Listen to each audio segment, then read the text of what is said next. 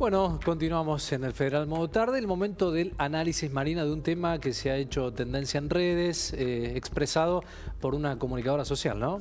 Así es, por una conductora de televisión muy conocida, Viviana Canosa, quien en una entrevista con Luis Novarecio, Sí, así es. bueno, dijo que hacía solidaridad regalando las medias perdidas. Cuando se le perdía una, la guardaba en la cartera y cuando encontraba un niño pobre en la calle, se la daba. Esto explotó en las redes sociales porque puso en el tapete y en el foco del debate la cuestión de la falsa solidaridad. Pero si te parece, vamos en busca de las declaraciones.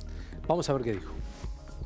Hay un misterio en la vida doméstica de las casas de cada uno de nosotros, que es ¿a dónde van a parar las medias de la que solo quedó una, no está el par? ¿Y por qué las tapas del tupper nunca son las que corresponden al recipiente? Totalmente. ¿Sabes lo que hay que hacer con las medias? Que yo lo aprendí hace mucho tiempo.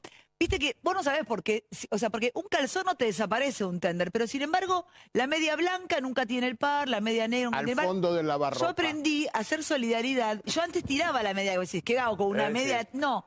Y alguien que hace solidaridad me dijo una vez, nunca tires las medias y siempre lleva en la cartera. Claro. Vos tenés que decir, bueno, esta media me quedó y esta otra media que otro me quedó. ¿Por qué las vas a tirar? Llévatelas en la cartera y siempre hay algún niño en la calle que se pone... Está bien. No, digo, viste que parece una frivolez y no, o sea, bueno, No, está bien. capaz que no vas a comprar medias para donar, o sí, comprás y donás, pero llevás siempre una y hay una, como una fundación que tiene que ver con eso y que juntan medias de todo tipo. Mira. Y las donan y me parece que está bueno. No, una locura. Nadie lo percibió, siguieron como si nada. Es tiempo de repensarnos, ¿no? Como sociedad para construir un mundo más justo y solidario. Vamos ya nomás a hablar con Alejandro Mamani, integrante de Identidad Marrón, y también con Luciana Echeverría, legisladora por Córdoba, de un tema que duele, ¿no? Lamentablemente, escuchar estas declaraciones en esta instancia, con tanta necesidad de un pueblo como el nuestro. Bienvenidos, ¿cómo les va? Buenas tardes. Hola, ¿cómo están? Hola, muy buenas tardes. Todos y todas.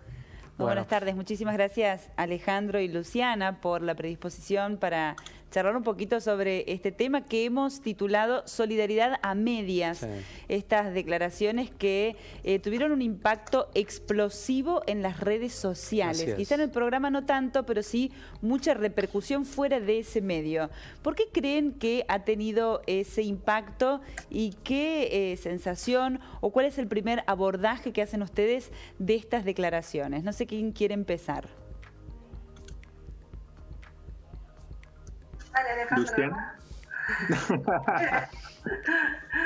No tengo problema. Bueno, Okay. arranco. Dale. Sí, Luciana. Sí, a ver, creo que la repercusión no es para menos, ¿no? Estamos en una situación más que crítica en nuestro país, donde tenemos el 63% de los niños y niñas en la pobreza. Entonces, escuchar este tipo de expresiones por parte de personas que tienen un lugar privilegiado, ¿no? en los medios de comunicación y que podrían jugar un rol tan distinto, ¿no? En relación al cuestionamiento de por qué llegamos a la situación que llegamos, por qué se da esta situación de desigualdad y asimetrías, lejos de cuestionar eso, de promover políticas públicas, digamos, para poder cambiar esa situación y la presencia del Estado para cambiar esa situación, bueno, plantean esta solidaridad que en realidad es muy distinta a lo que es caridad, ¿no? Porque solidaridad es otra cosa. A mí me parece que es importante igual contextualizar un poquito, porque hoy es Viviana Canosa, pero en realidad va más allá de estos personajes mediáticos, incluso intelectuales, entre comillas, mediáticos que tenemos y que tienen un poder de influencia, sino también en la lógica en la cual se inscriben, ¿no? De ciertos monopolios informativos que son empresas que tienen intereses políticos y económicos particulares y que lo que hacen es reproducir ciertos valores y estereotipos y que tienen que ver justamente con el sistema desigual en el cual nosotros vivimos, ¿no? El poder reproducir esto. Entonces, Entonces, hoy es esta idea de bien confundida de solidaridad, pero también lo vemos, por ejemplo, con discursos meritocráticos, que eso también ha sido otro foco de discusión en otros momentos, ¿no? Siempre aparecen las historias donde un niño que nació en la villa llegó a tener un premio de ciencias y muestran eso como diciendo, bueno, si vos te esforzás, si haces el esfuerzo correspondiente, podés llegar a ser alguien en la vida, ¿no? Y eso lo que representa eso para los miles de niños y niñas que no tienen ninguna posibilidad, porque hoy no tenemos justamente igualdad de oportunidades para toda esta gente. Entonces eso también es otro discurso que se difunde muchas veces desde los medios, desde estos personajes. No me quiero estirar mucho porque podría creo en esto que el lugar de Alejandro, digo, pero también hay otros valores que circulan. Totalmente, sí. Me parece esto, ¿no? Exponerlo, plantearlo y darlo a conocer, visibilizarlo, ¿no? Básicamente. Alejandro, ¿cuál es tu mirada? ¿Cómo están? No, creo que tenemos para dividir como dos cuestiones principales, ¿no? Creo que el tema de redes sociales siempre también es un tema sensible porque, también es como la dinámica de redes tiene esta reducción como espacio temporal de la que agarramos una pequeña cuestión y la podemos trabajar de múltiples miradas. Creo que esto sucedió en este caso. Nos puede parecer horrendo que una persona guarde una media y la salga a regalar, lo que tampoco no me parece una fea actitud, pero entiendo que desde el lado privado es algo que de hecho personas seguramente pueden hacer. Ella hablaba de una fundación inclusive, pero creo que tenemos que enfocarnos de dos puntos, y uno de ellos en particular es el tema de qué significa la caridad y qué en estos tiempos de redes sociales se plantea como caridad. Como por ejemplo donar o dar cosas por el solo hecho de donar o aumentar el branding social, ¿no? Muchas empresas y muchos influencers utilizan la caridad, ¿no? Como exponer situaciones de desgracias de terceros para pedir y hacer como un reality de la pobreza de las personas. No digo que no esté mal, de hecho, si algo resuelve un problema, me parece que está bien, y a veces nos tenemos que poner en cuestión, cuáles son los medios que se utilizan. Pero muchas veces esta lógica de selfie con donación, selfie de caridad, ¿no? Sacándose unas fotos de que fuimos a dar a unos niños Wichi 2 pares de zapatilla, por ejemplo, es también parte de una lógica que tenemos que plantear como crítica y desde otro lugar empezar a hablar, como planteaba anteriormente Luciana, el tema de la cuestión estructural. Acá tenemos un problema de derechos, de acceso a derechos de forma igualitaria, de personas bajo la línea de pobreza, y es bastante complejo. Yo en este caso, por lo menos con lo de Viviana quizás, sobre esta pequeña cuestión no me plantea como... Me plantea como el estado de una situación, lo que está pasando y lo que muchas veces dejamos de ver. Nosotros caminamos en la calle y dejamos de ver que hay gente pobre durmiendo en la calle. Muchas veces hacemos afiches, sacamos fotos de un afiche y nos olvidamos que hay una persona durmiendo en el piso. Muchas veces en producciones fotográficas de revistas de marketing y demás se utilizan en la moda como a personas, ¿no? Como el fondo de un grupo de personas pobres y una superproducción adelante. Y entonces lo que nos lleva a preguntarnos tiene que ser un detonante sobre en qué lugar ocupan las personas pobres de la clase popular y cuáles son los accesos reales o no a los cuales el Estado garantiza. Y a mí, esto lo digo de forma personal, me hago cargo, me preocupan mucho más otros discursos de Viviana como comunicadora que en particular este. Quizás puede decir, ¿podemos donar una media o no? Podemos cuestionarlo en términos éticos, pero tiene otros discursos respecto a lo que es vacunación, el contexto de pandemia, que lo hacen peligroso. Y ahí sí tenemos que poner el foco y el horror en que muchas otras cuestiones de una persona que tiene gran capacidad de llegada, influencia e impacto, está replicando, ¿no? Estamos en un contexto peligroso de pandemia, donde muchas veces poner en cuestionamiento que la pandemia existe, ¿no? O poner en cuestionamiento o dudas el tema de vacunaciones es mucho más peligroso que otro tipo de relatos. Entonces hay que entenderlo como en esta clave de redes sociales, donde muchas veces agarramos un pedazo y desarmamos el mismo. Claro. Pero también marca el estado de situación respecto a la pobreza. Y los pobres son esa otra edad a la cual le podemos dar lo que nos sobra, el pedazo de comida que no comimos, entonces lo saco a la calle y se lo doy a alguien y es como mi acción. Realmente, ¿en qué lugar nos ponemos al lado de esos otros humanos que no tienen acceso a derechos mínimos como sea vivienda, educación, salud, comida? ¿Qué podemos hacer por ello? ¿Y qué debe hacer el Estado con ellos? Claro.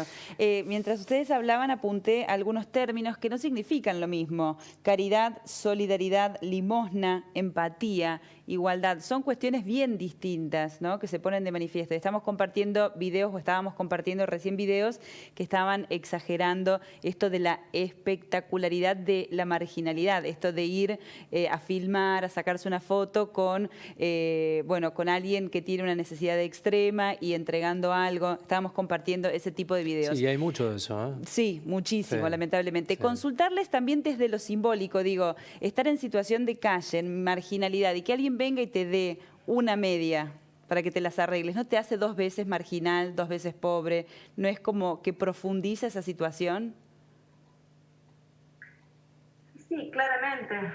Para mí es revictimizar a la víctima y de alguna manera exponer lo que decía también Alejandro, ¿no? De dar lo que sobra cuando en realidad pasa por otro lado, ¿no?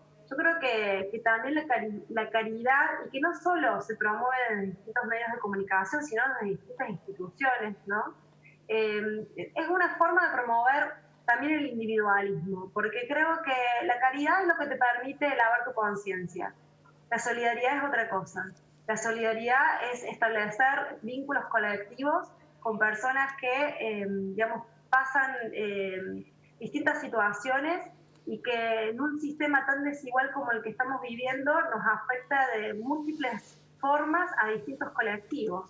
Entonces, me parece que acá parece, yo en la primera intervención hacía mucho hincapié sobre algunos discursos, algunos más explícitos, otros solapados que aparecen desde distintos periodistas, digamos, intelectuales mediáticos, insisto, en esto de las comillas, porque me parece que hay una... Por ejemplo, acá en Argentina lo único sagrado, se están vulnerando derechos de los más básicos a un gran sector de la población, y sin embargo parece que lo único sagrado es la propiedad privada, y uno lo ve cuando fue lo de Guernica, cuando lo ve en los distintos conflictos, por ejemplo, con pueblos originarios en relación a las tierras, digamos, y eso también es una de las cosas que se promueve desde los medios de comunicación. La cuestión de enfrentar a pobres contra pobres cuando hay una movilización en la calle, y muchas veces se cronica cómo eso afecta el tránsito o que otras personas lleguen a trabajar, y no focalizar en cuál es el derecho vulnerado de esas personas que están en la calle porque evidentemente el Estado no le está respetando, o una patronal no está respetando ciertos derechos. Digo, son todas cosas que promueven, digamos, esta idea bien individualista, ¿no? De esta sociedad. Y aparece la caridad, digamos, como una forma de, digamos, lavar la conciencia cuando es, digamos, más allá de que puede estar bien que uno tenga algún gesto en algún momento, digamos, con alguna persona, pero eso no va a resolver el problema estructural del cual hablaba Alejandro, digamos. Sí. Me parece que cuando uno está en un medio de comunicación, insisto en esto, hay un rol privilegiado donde uno tendría que apuntar para otro lado. Sí, la responsabilidad de no naturalizar conceptos como si fueran cuestiones cotidianas. Hay un dato que había notado que decía Eduardo Galeano, ¿no? En un mundo muy hipócrita que se suele hablar de solidaridad, pero a lo sumo se admite la caridad es vertical. Me interesó este dato. Hay un proverbio africano que dice, la mano que da está siempre arriba, siempre encima de la mano que recibe, y en cambio la solidaridad es horizontal, se desarrolla entre iguales, implica un respeto. Digo, y en esto, Alejandro, enganchando un poco la pregunta de lo que mencionaba Alejandra, hay que repensar conceptos y repensarnos como sociedad también, ¿no? Para esta cuestión solidaria real. Sí, y entendiéndolo como derechos, digo, por ejemplo, una de las cuestiones que se planteaba era como la igualdad ante la ley, ¿no? Digo, la igualdad ante la ley es un concepto tipo reafirmado en la Constitución Nacional y las leyes, pero la igualdad en sentido sustantivo, la igualdad real en el acceso a derechos, no es una realidad. Entonces tenemos que empezar a hablar de estas cuestiones de qué es igualdad y cuáles son los derechos a los cuales no podemos o no pueden acceder ciertos grupos sociales y qué debe hacer el Estado para ello. Y después entender el tema de los particulares. Digo, entiendo que quizás, digo, si estamos en una situación de pobreza y una persona nos viene con una media, seguramente sea como bastante complejo el tema de la situación, pero yo digo, entiendo que si hubiese venido con un par de medias y tampoco no le cambiaría mucho la situación. Yo creo que estamos en un tiempo, aparte reitero por la dinámica de redes sociales, en el cual estamos haciendo muchas veces parte de ciertas acciones empresariales, políticas o inclusive hasta de ciertos influencers es espectacularización de la pobreza, es hacer un reality sobre los pobres y ver cómo podemos, tipo, en on demand, en vivo, como modificar una mínima acción o no, que esto no quita, digo, me parece como, si algo cambia una situación, no me parece que esté mal, me parece que, digo, la acción siempre suma, pero de estas lógicas también hay que entender de tener un poco más de cuidado. Por ejemplo, cuando nos ponemos a pensar en los derechos de los niños, nosotros a los niños a los cuales el derecho a la imagen, ¿no?, que es un derecho tipo como protegido a nivel internacional, se protege, son los niños de clase media, los niños pobres, los niños que habitan la calle, los niños que no tienen casa, los niños campesinos, los niños indígenas. Sus caras, digo, aparecen con todos sus rasgos y en plena formación, y no hay un cuestionamiento de por qué exponemos a ciertos niños y a otros no. Eso es un tema bastante en cuestión que tenemos que también ponernos a hablar. Digo, esta igualdad sobre la cual estamos trabajando ¿es real? ¿Es posible? ¿Cuáles son los alcances que podemos llegar a tener sobre la misma o no? Y desde otro lugar entender, yo en esto quizás no soy tan cristiano, pero tengo una historia respecto a lo mismo, tengo una laicidad bastante más presente, pero de hecho hay muchas personas que vienen de la cristiandad con esta caridad, y este planteamiento dentro del mundo cristiano te plantea si hay una buena acción, que tu mano derecha no vea lo que hace tu mano izquierda, y justamente creo que hay algo ahí relacionado a esta no espectacularización de estas realidades. Reitero, digo, estamos hablando de algo mucho más complejo como son el acceso real a derechos, el acceso real a comida. Y, perdón, cierro con esto, pero me quedé pensando en algo que planteaba Luciana, que es como estas lógicas meritocráticas de excepción, ¿no? Contamos historias que son muy loables, digo, de niños que viajan 30 horas para llegar a la escuela y así terminó la primaria, y de verdad son historias a ser contadas, y es cierto, pero en cierta forma muchas veces lo que tenemos que plantear detrás de estas cuestiones es por qué esta persona está viajando 30 horas para ir a la escuela y cómo su derecho a la educación está siendo vulnerado acá. Y creo que es una responsabilidad en los medios empezar a enfocar desde esta perspectiva de derechos humanos el tema del acceso real. No son solo historias excepcionales. Los derechos básicos que debería asegurar el Estado no deberían ser historias excepcionales. Y para cerrar, creo que también hay un tema respecto a tierras de comunidades indígenas que está bastante presente.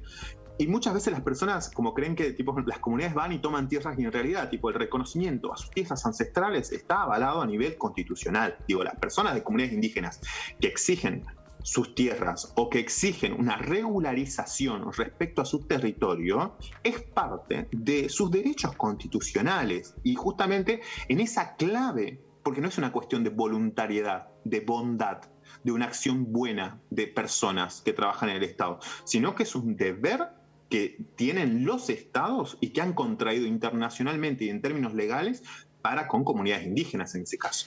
Luciana, ¿en cuánto la política puede modificar estos parámetros culturales tan arraigados en países como los nuestros? ¿Por qué no hay políticas a largo plazo de cuestiones tan elementales, tan estructurales a un país como los nuestros, este tema de la pobreza? Sí, básicamente porque no les da rédito político a quienes están en el poder. Porque nunca es agenda el tema, ¿viste? Sí, porque justamente para cambiar estas cosas de raíz hacen falta no solo políticas a largo plazo, sino propuestas de fondo. E implica tocar intereses, cosas que no están interesados quienes están gobernando hoy, digamos, ¿no? Y también muchas veces se ha hablado de cómo les conviene a los gobiernos también tener a grandes sectores de la población con tantas necesidades, ¿no? Porque es una población que es más fácil, digamos, de vulnerar. Entonces, creo que no hay interés por ese lado de los partidos tradicionales en realmente cambiar esta situación, porque lo que buscan es perpetuarse en sus privilegios, porque hoy la política es eso, lamentablemente. Nosotros tratamos desde nuestro lugar rescatar la política como herramienta de transformación social. Entendemos que es la única forma de cambiar las cosas, pero para los demás sectores, digamos, la política es una forma de beneficiarse individualmente, de obtener privilegios para un sector y de vivir a costa de otros. Entonces, Me parece que es muy difícil que se pueda, digamos, cambiar si siempre están los mismos, si siempre los que toman las decisiones son los mismos, y que también, insisto en esta, de cómo se reproduce esta idea, ¿no? Y esta desigualdad, e incluso para ligarlo con la cuestión de la caridad.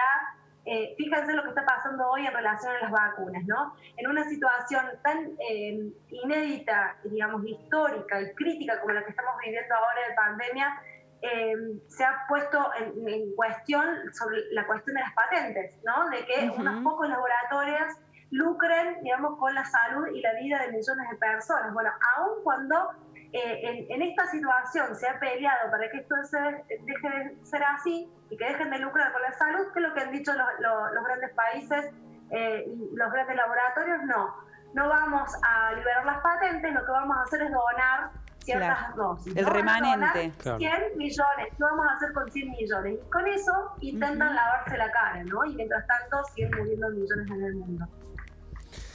Bien, agradecerles el tiempo y la posibilidad del debate para hablar de estos temas necesarios, por cierto. Muchísimas gracias. No, por favor, muchas gracias a ustedes.